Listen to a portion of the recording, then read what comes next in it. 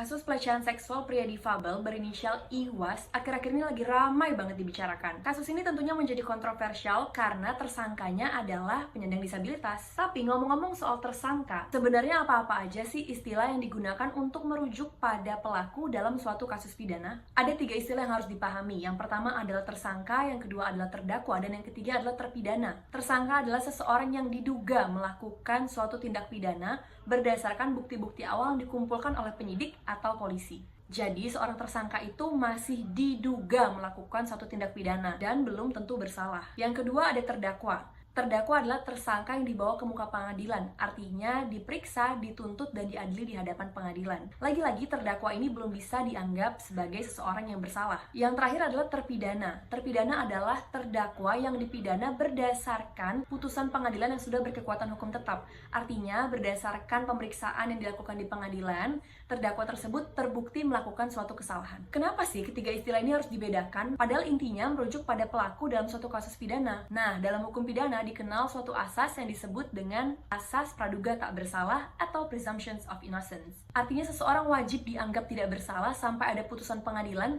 yang menyatakan bahwa orang tersebut benar-benar melakukan kesalahan dan putusan tersebut sudah berkekuatan hukum tetap.